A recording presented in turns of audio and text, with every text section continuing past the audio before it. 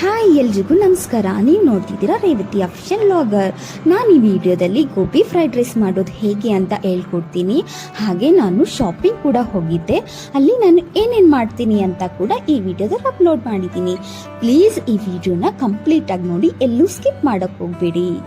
Gobi fried rice ಮಾಡೋಕ್ಕೂ ಮುಂಚೆ ಗೋಬಿನ first marinate ಮಾಡಬೇಕು. ಮ್ಯಾರಿನೇಟ್ ಮಾಡುವಾಗ ಒಂದು ಬೌಲಲ್ಲಿ ಗೋಬಿ, ಅದನ್ನ ನೀಟಾಗಿ ತೊಳೆದ್ಬಿಟ್ಟು ಅದಕ್ಕೆ ಕಾರ್ನ್ಫ್ಲೋರ್, ಸ್ವಲ್ಪ ಮೈದಾ, ಸ್ವಲ್ಪ ಚಿಲ್ಲಿ ಪೌಡರ್, ಸ್ವಲ್ಪ ಅರಿಶಿನ, ಹಾಗೆ ಸ್ವಲ್ಪ ಸಾಲ್ಟ್ನ ಹಾಕ್ಬಿಟ್ಟು ಚೆನ್ನಾಗಿ ಮಿಕ್ಸ್ ಮಾಡಿ, ನಿಮ್ಮ ಹತ್ರ ಪುದೀನ ಇದ್ರೆ ಅದನ್ನು ಕೂಡ ಸ್ವಲ್ಪ ಹಾಕ್ಬೋದು.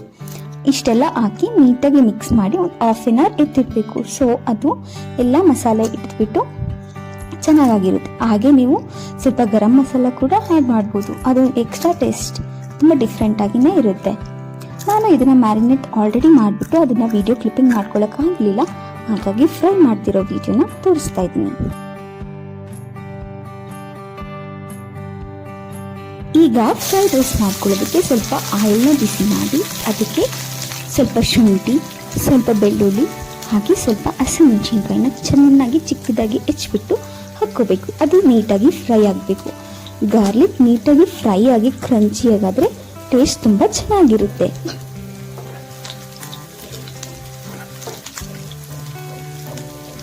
ನೋಡಿ, ಅದಾದಮೇಲೆ ನಾನು ಸ್ವಲ್ಪ ಆನಿಯನ್ನ ಹಾಕೋತೀನಿ. ನಿಮಗೆ ಎಷ್ಟು ಜನಕ್ಕೆ ಮಾಡ್ತಿದ್ದೀರೋ ಅಷ್ಟು ಆನಿಯನ್ನ ನೀವು ಹಾಕ್ಬೋದು. ನಾನು 3 to 4 ಮೆಂಬರ್ಸ್ಗೆ ಮಾಡ್ತಿರೋದ್ರಿಂದ 1 ಮೀಡಿಯಮ್ ಸೈಜ್ ಈರುಳ್ಳಿನ ಕಟ್ ಮಾಡಿಬಿಟ್ಟು ನಾನು ಇದಕ್ಕೆ ಆ್ಯಡ್ ಮಾಡ್ಕೊತೀನಿ.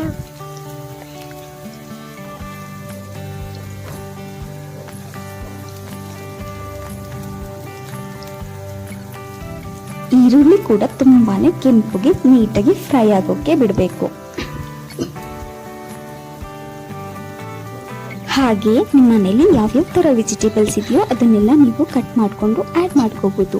ನಿಮ್ಮ ಮನೇಲಿ ಸ್ಪ್ರಿಂಗ್ ಆನಿಯನ್ಸ್ ಇದ್ದರೆ ಅದನ್ನು ಯೂಸ್ ಮಾಡ್ಬೋದು. ನಮ್ಮ ಮನೇಲಿ ಕ್ಯಾರೆಟ್ ಹಾಗೂ ಹುರುಳಿಕಾಯಿ ಇರೋದ್ರಿಂದ ನಾನು ಅದೆರಡನ್ನೇ ಕಟ್ ಮಾಡ್ಕೊಂಡಿದ್ದೆ. ನೀವು ತುಂಬಾ ಡಿಫ್ರೆಂಟ್ ಸ್ಟೈಲಲ್ಲಿ ನೀವು ಹೇಗೆ ಬರುತ್ತೋ ಹಾಗೆ ಕಟ್ ಮಾಡ್ಕೋಬೋದು. ಫ್ರೈಡ್ ರೈಸಲ್ಲಿ ಯಾವಾಗಲೂ ಕ್ಯಾರೆಟ್ ಹಾಗೂ ಹುರುಳಿಕಾಯಿ ಇದೆಲ್ಲ ತುಂಬ ಕ್ರಂಚಿಯಾಗೇ ಇರಬೇಕು. ಹಾಗಾಗಿ ಹೈ ಫ್ಲೇಮಲ್ಲಿ ಇಟ್ಕೊಂಡು ಒಂದಾದ್ಮೇಲೆ ಒಂದು ಬೇಗನೆ ತರಕಾರಿನ ಹಾಕಿಬಿಡಬೇಕು.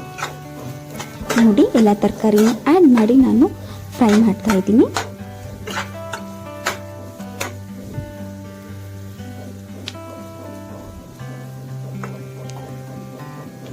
ವೆಜಿಟೇಬಲ್ಸ್ ಎಲ್ಲ ನೀಟಾಗಿ ಫ್ರೈ ಆಗಬೇಕು ಅಂದರೆ ನಾವು ಸ್ವಲ್ಪ ಸಾಲ್ಟ್ನ ಆ್ಯಡ್ ಮಾಡಲೇಬೇಕು.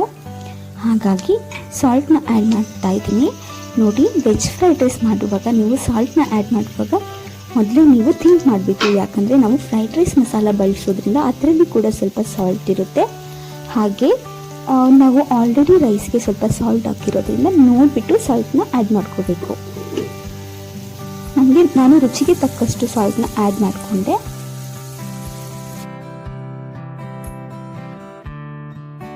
ಸಾಲ್ಟ್ ಹಾಕ್ಬಿಟ್ಟು ನಾವು ನೀಟಾಗಿ ಫ್ರೈ ಮಾಡ್ಕೋಬೇಕು. ಯಾವಾಗಲೂ ಇದನ್ನ ಐ ಫ್ಲೇಮಲ್ಲೇ ಇಟ್ಕೊಂಡು ಫ್ರೈ ಮಾಡ್ತಾ ಇರಬೇಕು. ನಾನು ಈ ಫ್ರೈಡ್ ರೈಸ್ಗೆ ಯಾವುದೇ ಸಾಸ್ನ ಬಳಸ್ತಾ ಇಲ್ಲ.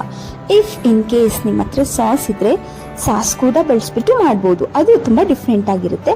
ಸಾಸ್ ಹಾಕದೆ ಮಾಡೋದ್ರಿಂದ ಇದು ಕೂಡ ತುಂಬಾ ಡಿಫ್ರೆಂಟ್ ಆಗಿ ಟೇಸ್ಟ್ ಕೊಡುತ್ತೆ.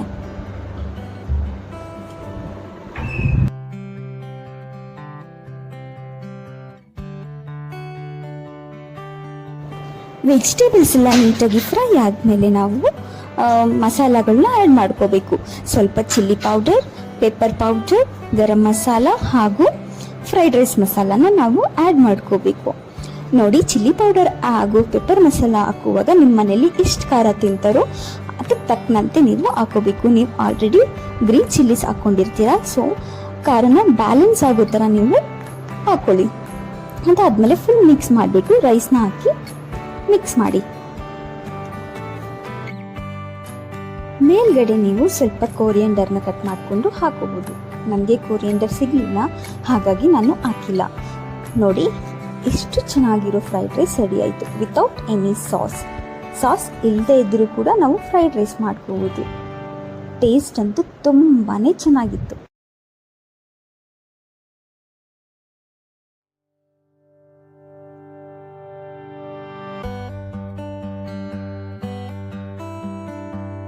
ಯುಗಾದಿನ ನಾವು ಹೊಸ ಬಟ್ಟೆ ಹಾಕೊಂಡು ಹೊಸ ವರ್ಷನ ಆಚರಿಸ್ತೀವಿ. ನಾವು ಯುಗಾದಿಗೆ ಹೊಸ ಬಟ್ಟೆ ತಗೊಳ್ಳೋಣ ಅಂತ ಶ್ರೀರಾಮ್ಪುರದ ಕಡೆ ಹೊರಟ್ವಿ. ಶ್ರೀರಾಮ್ಪುರದಲ್ಲಿ ತುಂಬಾನೇ ಡಿಫ್ರೆಂಟ್ ಆಗಿರೋ ಡ್ರೆಸ್ ಮೆಟೀರಿಯಲ್ಸ್ ಸಿಗುತ್ತೆ. ಸ್ಯಾರಿಯಿಂದ ಹಿಡಿದು ಡ್ರೆಸ್ ಮೆಟೀರಿಯಲ್ಸ್, ಕುರ್ತಾ ಸೆಟ್ಸ್, ಹಾಗೆ ಗೌನ್ಗಳಿಗೂ ಕೂಡ ಡ್ರೆಸ್ ಮೆಟೀರಿಯಲ್ ಸಿಗುತ್ತೆ.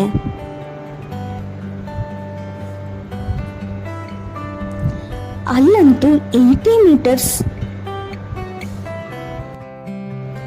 ಯಾರಾದರೂ ಫ್ಯಾಷನ್ ಡಿಸೈನರ್ ಮಾಡೋರಿದ್ರೆ ಶ್ರೀರಾಮ್ಪುರ ಬೆಸ್ಟ್ ಪ್ಲೇಸ್ ಅಂತಾನೆ ಹೇಳ್ಬೋದು.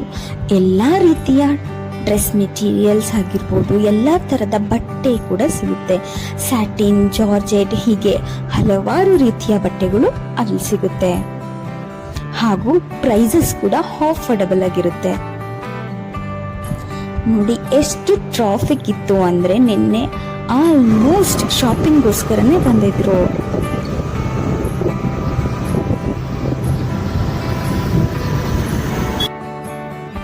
ನೋಡಿ ನಾವು ಒಂದು ಶಾಪ್ ಹತ್ರ ಹೋದ್ವಿ. ಎಷ್ಟು ಡ್ರೆಸ್ ಮೆಟೀರಿಯಲ್ಸ್ ಇತ್ತು ಅಂದ್ರೆ ವೆರೈಟೀಸ್ ಆಫ್ ಡ್ರೆಸ್ ಮೆಟೀರಿಯಲ್ಸ್.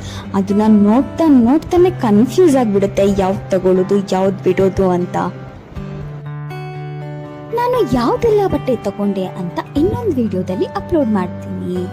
ಈ ವಿಡಿಯೋ ಕೊನೆವರೆಗೂ ನೋಡಿದ್ದಕ್ಕೆ ಥ್ಯಾಂಕ್ ಯು ಸೋ ಮಚ್. ಹಾಗೆ ನಿಮಗೆಲ್ಲ ಈ ವಿಡಿಯೋ ಇಷ್ಟ ಆಗಿದ್ರೆ ಈ ವಿಡಿಯೋಗೆ ಲೈಕ್ ಮಾಡಿ, ಶೇರ್ ಮಾಡಿ, ಹಾಗೂ ನನ್ನ ಪ್ರೀವಿಯಸ್ ವಿಡಿಯೋಸ್ ಕೂಡ ಚೆಕ್ ಮಾಡಿ. ನನ್ನ ಚಾನಲ್ ನಿಮಗೆ ಇಷ್ಟ ಆಯಿತು ಅಂದರೆ ಈ ಚಾನಲ್ನ ಸಬ್ಸ್ಕ್ರೈಬ್ ಆಗೋದು ಮಾತ್ರ ಮರಿಬೇಡಿ. ನೆಕ್ಸ್ಟ್ ವಿಡಿಯೋದಲ್ಲಿ ಸಿಗ್ತೀನಿ. ಬಾಯ್ ಬಾಯ್.